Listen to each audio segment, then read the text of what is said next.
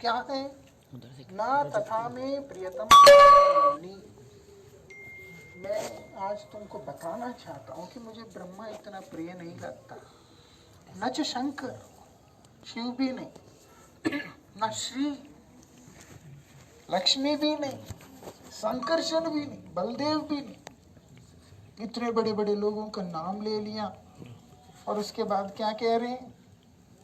यथा भवान। क्योंकि इतने नाम सुनने के बाद उद्धव जी के मन में एक प्रश्न आया कि फिर आप प्रेम किससे करते हो? कृष्ण ने बता दिया जैसे कि तुम है। ये बात सुनने के बाद एक तो ब्रह्मज्ञानी, ऊपर से कृष्ण उद्धव जी को कह रहे हैं कि मेरा तुम जितना प्रिय हो उतना तो ये लोग कोई भी प्रिय नहीं है। वो फूल गए बहुत ज्यादा। अब भगवान ने देखा कि ये सही वक्त है इस बात की शिक्षा देने का। किस बात का शिक्षा देने का? प्रेम हर ज्ञान से श्रेष्ठ होता है, हर ज्ञान से ऊपर में होता है। प्रेम से जो ज्ञान प्राप्त होता है वो बहुत महत्वपूर्ण होता है और ज्ञान से कभी भी प्रेम प्राप्त नहीं होता है। ये चीज हम लोगों को समझना चाहिए। हम प्रेम को समझने के लिए, भक्ति को समझने के लिए ज्ञान को ले रहे हैं। ये एक संबल मात्र है, एक संबल है, सहारा है, जिसके सहारे पे हम वहां तक पहुंचेंगे। लेकिन वास्तविकता में जिसको ज्ञान कहा गया है वो प्रेम की कृपा से आता है। इसीलिए जो प्रणयी भक्त होते हैं वो लोगों की जो मुख से निकली हुई वाणी, जैसे ध्रुव महाराज को ले लेते हैं अगर, जबकि ध्रुव महाराज को उस तरीका से निष्काम भक्तों के ऊपर की श्रेणी में गिना नहीं जाता जब श्रेष्ठ भक्तों का गणना होता है, क्योंकि ध्रुव महाराज के मन में एक सकाम भाव था कि मैं अपने पितामह से भी बड़ा राज्य को प्राप्त करूं। लेकिन वो ध्रुव भी 5 साल का छोटा सा बालक, 5 साल का तो बच्चा है, लेकिन वो ध्रुव भी जिस समय भगवान का शंख का स्पर्श को प्राप्त किया, उनके दर्शन प्राप्त किया, इतना प्रेम अंदर से उमड़ के आ गया कि वो भगवान का स्तुति करना चाहता है। और भगवान ने ऐसे कृपा की, ध्रुव महाराज ने इतनी अद्भुत स्तुति की है जो कि बड़े बड़े देवर्षियों के लिए भी दुर्लभ है। वो ज्ञान उस समय प्रकट होके आ गया। सूरदास जी महाराज को ले लेते हैं, वो तो जन्म से अंधे, फिर भी भगवत प्रेम को प्राप्त करने के बाद ऐसे सुंदर पदों की रचना की है, उन्होंने प्रकट किया जिसकी कोई कल्पना भी नहीं कर सकता। वो कैसे संभव होता है? प्रेम के बल से संभव होता है। तुम्हारे पास ज्ञान कितना भी हो, लेकिन भगवत प्रेम के आगे तुम्हारा ज्ञान का कोई मूल्य नहीं है। ये बात भगवान ने सिखाना था।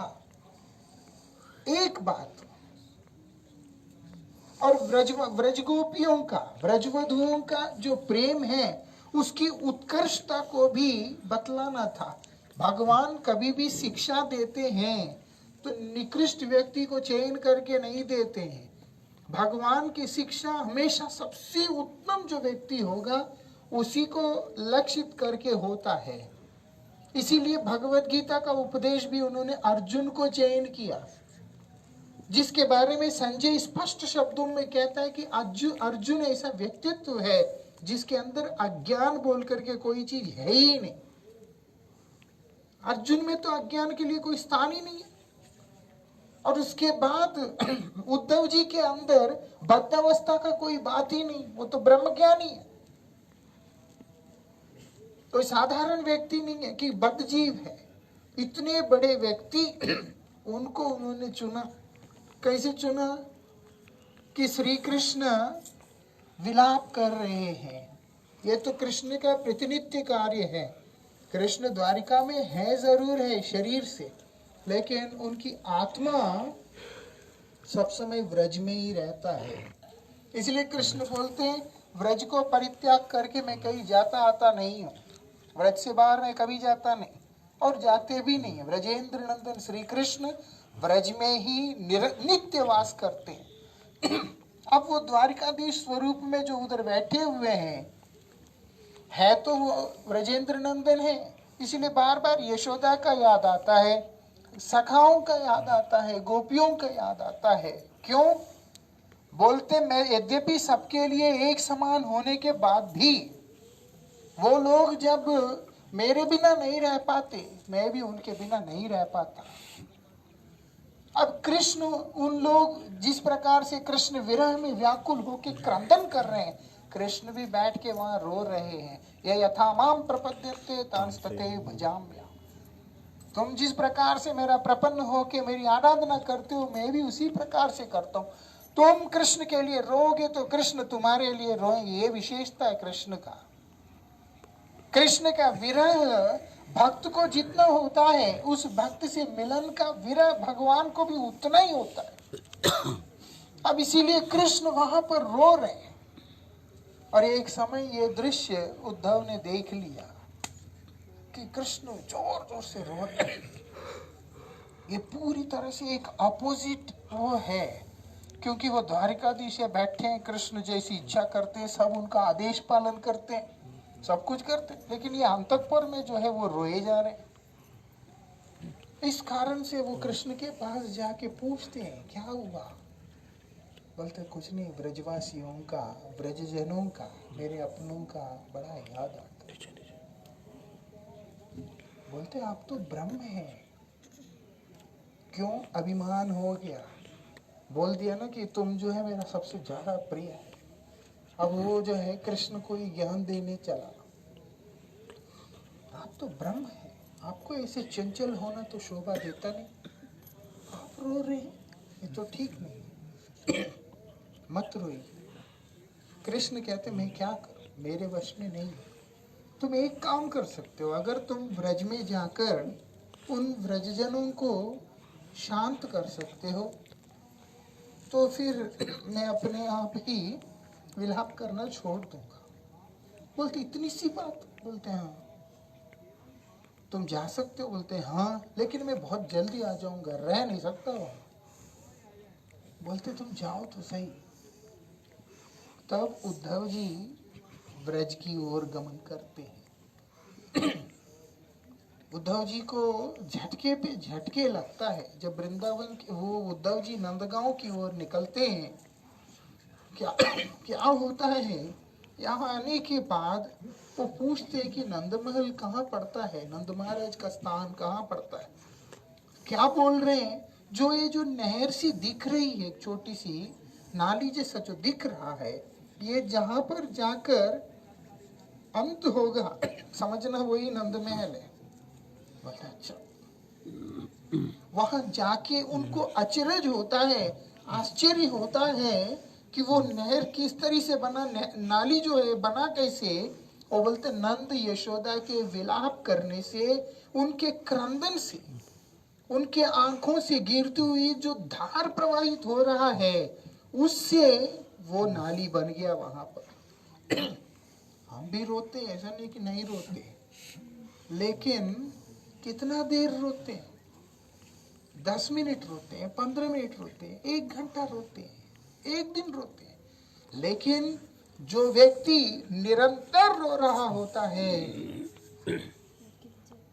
ना, बेटा ये संध्या करने वाला कपड़ा है ना,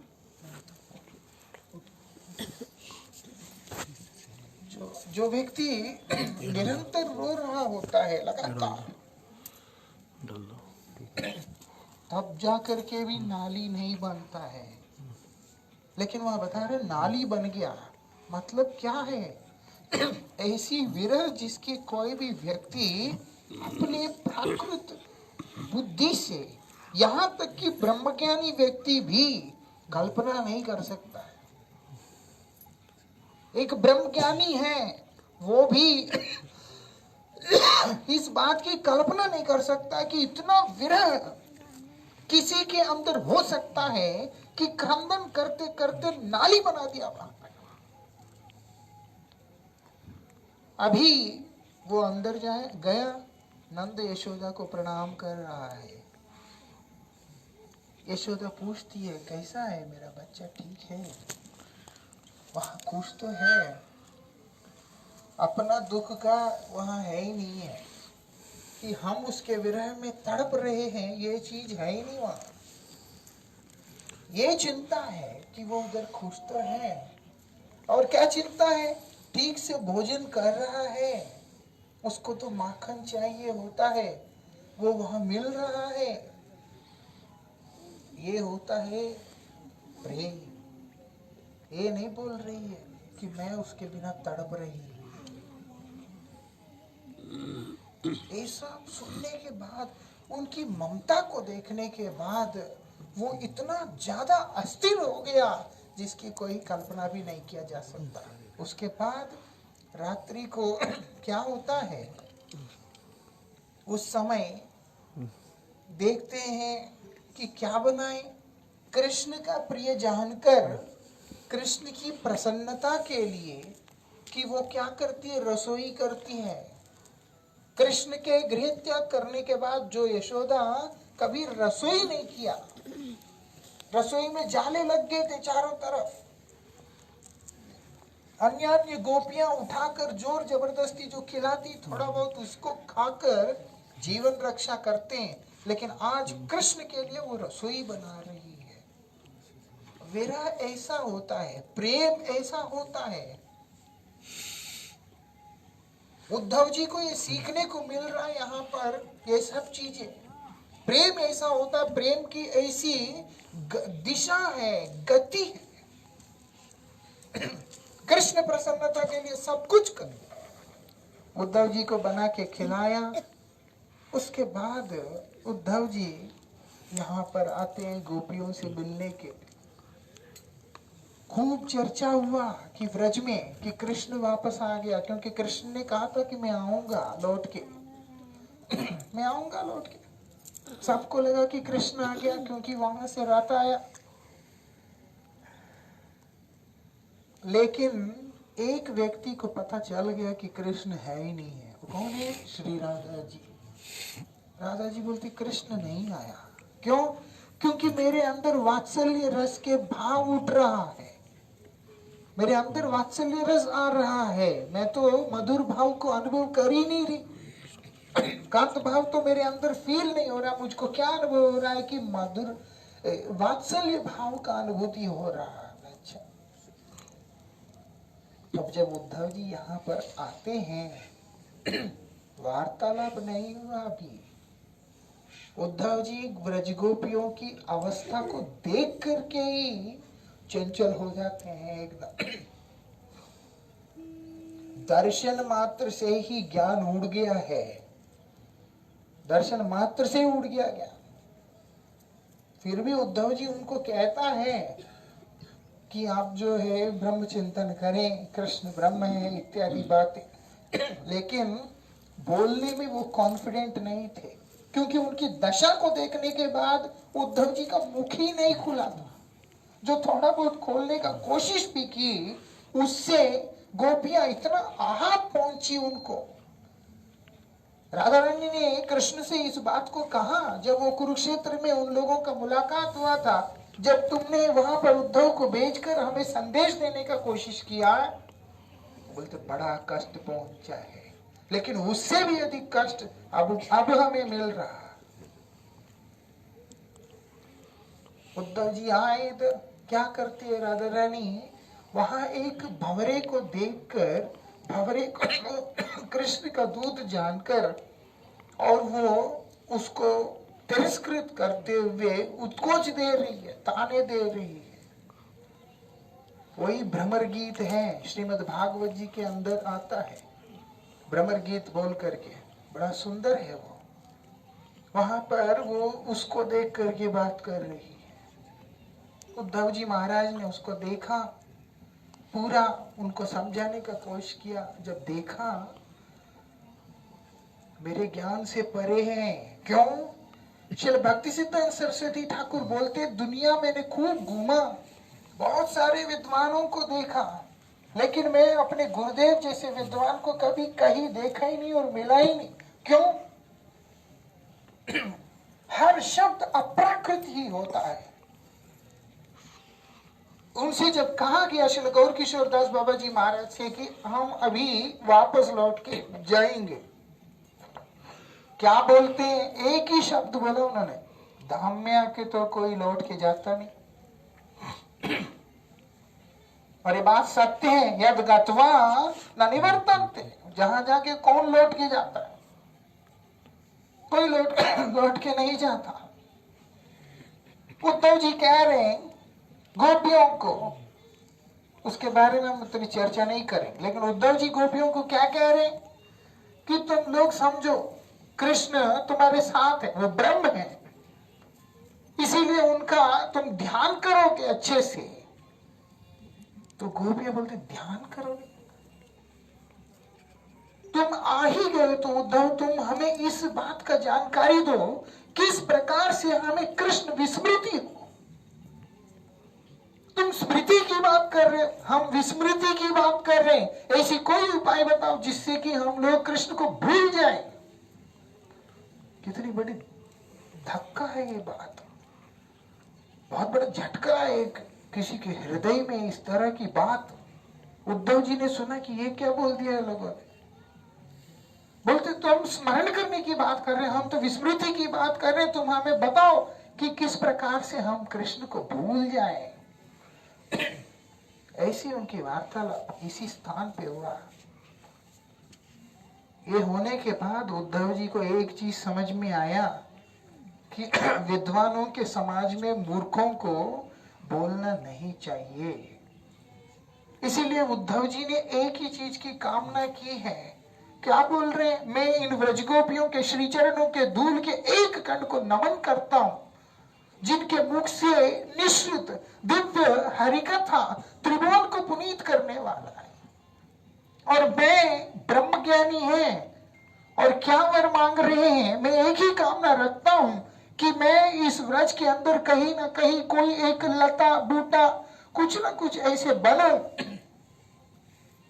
इसी की कामना मैं करता हूं। किस लिए भैया? इसकी कामना क्या है? मनुष्य शरीर से श्रेष्ठ तो कुछ है ही नहीं। वो बोलते नहीं, जब व्रजजनों की व्रजगोपियों की चरणों की धूल उड़ उड़कर मेरे ऊपर जब गिरता है, मैं उसी से अपने आप को पुनीत करना चाहता हूं। ये विशेषता है, समझने वाली बात है। वही राधा रानी जब ये बोला जा रहा है कि जो है कृष्ण को दूर कर दिया, जबकि वो भ्रमर है और वहां पर वो तड़प रही है, और यहां पर कृष्ण को ही उत्कोच दे रही है। वो भी प्रेम की प्रगाढ़ता है, ये भी प्रेम की प्रगाढ़ता है। दोनों में एक चीज जो कॉमन है वो ये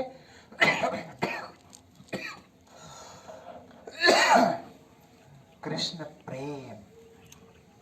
वो कृष्ण प्रेम, उसकी प्रगाढ़ता ऐसी घनीभूत अवस्था में है, वो फिर विभिन्न विभिन्न प्रकार के रूपों में अभिव्यक्त होकर के निकल के आता है वहां पर। उसी के अंतर्गत यहाँ पे जो निकल के आया वही भ्रमर गीत के रूप में निकल के आया, जो कि उद्धव जी पूरा उन्होंने यहाँ पर श्रवण किया और श्री राधिका जी का आशीर्वाद लिया। उनको ये पता चल गया कृष्ण ने वास्तविकता में मुझसे छल किया है। कृष्ण ने ये तो बोल दिया संकर्षण ब्रह्मा शिव श्री आदि सबसे जो है मैं प्यारा हूँ, लेकिन कहीं पे भी उन्होंने व्रजवासियों का व्रज का उल्लेख को कभी भी नहीं किया है, क्योंकि जब बात व्रज का आता है उसके सामने किसी का कोई भी मूल्य नहीं रहता है। ये विशेषता है। ठंड भी बढ़ गया है, हम लोग अभी आगे बढ़ते हैं, बाकी चर्चा फिर कभी करेंगे। ये भ्रमर गीत बहुत सुंदर है। मैं कई बार मेरा इच्छा होता था कि मैं वहां पर इसका ऊपर पाठ करूं, फिर बाद में मन रोक लेता हूं मैं अपने आप को, जरूरत नहीं है कोई। मेरा बहुत इच्छा होता है भ्रमर गीत पे पाठ करने का। मेरे वही तो बोल रहे, मैं पहले भी सोचता था, लेकिन फिर आखिरी मोमेंट में आके लगता है कि नहीं ये नहीं बोलना। ऐसा बहुत सुंदर होता है भ्रमर गीत, किस प्रकार से राधा रानी भ्रमर को देख करके